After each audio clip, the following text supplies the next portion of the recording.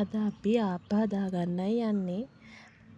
හාල් කොටාගෙන පිටි ටික මේ වගේ භාජනයකට දාගන්න ඕනි.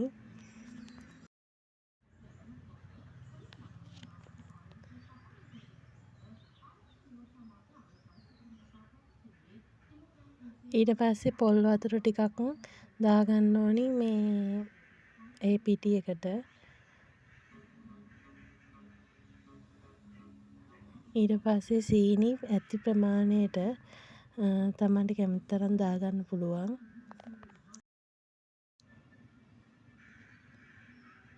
සීනි වලින් තමයි ලස්සන පෙනුමක් එන්නේ ආප්පෙට. මේකට ලුණු ටිකකුත් දාගන්න.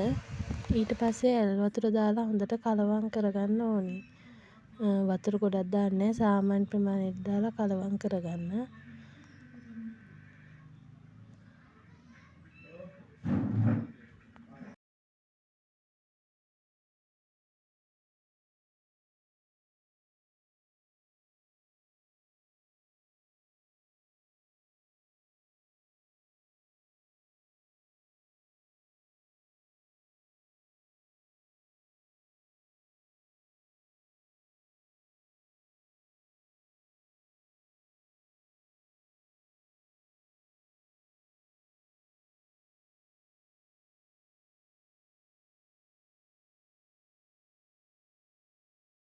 හොඳින් පිටි ටික අනා ගන්න ඕනේ, නැත්නම් මේ පිපෙන්න හොර වෙනවා. ඒ හන්දා රෑට මේ ඇති ප්‍රමාණයට වතුර දාගෙන සාමාන්‍ය ඝන මිශ්‍රණයක් වෙන තෙක් අනන්න ඕනි.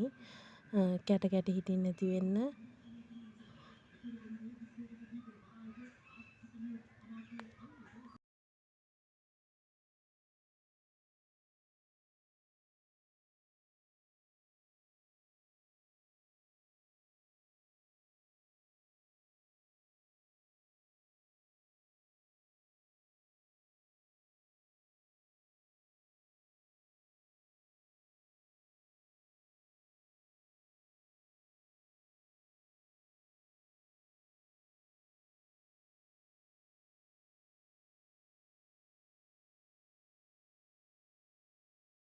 පිපෙන්න වෙන මොනවත් දාන්න ඕනේ නැහැ. පොල් වතුර දාපුවම හොඳටම ඇති. පොල් වතුර වලට රෑලි වෙනකොට හොඳටම පිපෙනවා.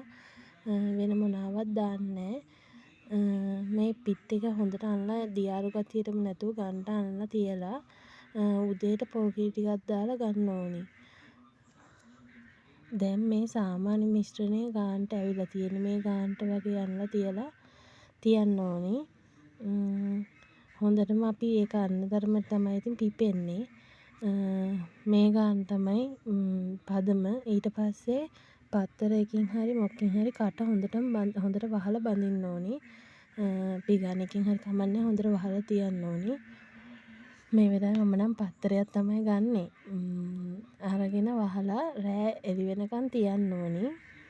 තියලා මෙන්න උදේ වෙනකොට මිශ්‍රණය පාට වගේම ලස්සන මේ විදිහට තමයි මිශ්‍රණය තියෙන්නේ. ඊට පස්සේ මේ මිශ්‍රණයට බිත්තර දෙකක් අරගෙන දාන්න ඕනි. උදේට තමයි මේක දාන්නේ. මේ බිත්තර දෙක දැන් දාන්නේ උදේට. බිත්තර දෙක දාලා පොල් කිරි දෙකක කිරි දාන්න ඕනි.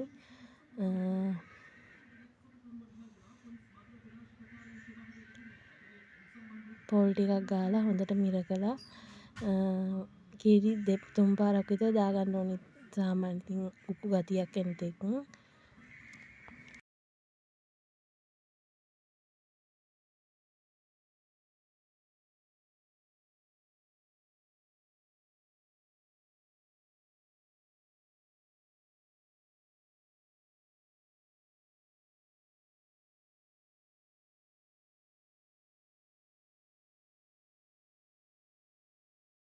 කිරි ටික මේ විදිහට දාගන්න ඕනි.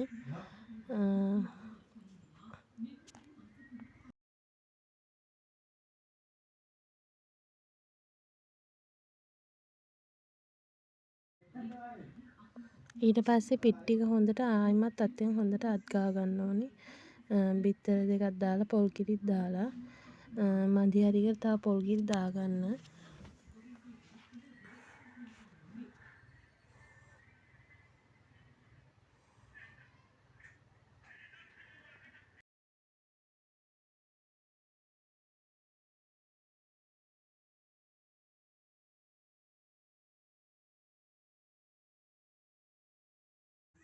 පොල් කී ටිකක් මදි වගේ. මම ආයිමත් පොල් කී ටිකක් දාගන්නවා.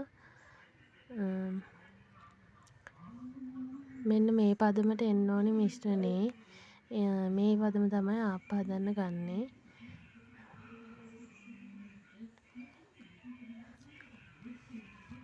ඔයාලට දැන් පේනවා ඇති මේ මිශ්‍රණේ නිකන් කඩා හැලෙනවා. ඊට පස්සේ ඉතින් ආප්ප හදාගන්න තමයි තියෙන්නේ. චාච්චිය ලිපේ තියලා තෙල් ටිකක් ගාලා ආප්ප හදාගන්නයි තියෙන්නේ. ඔන්න බලන්නකෝ ආප්ප වල ලස්සන. ඔන්න දැන් ආප්ප කන්න තමයි තියෙන්නේ.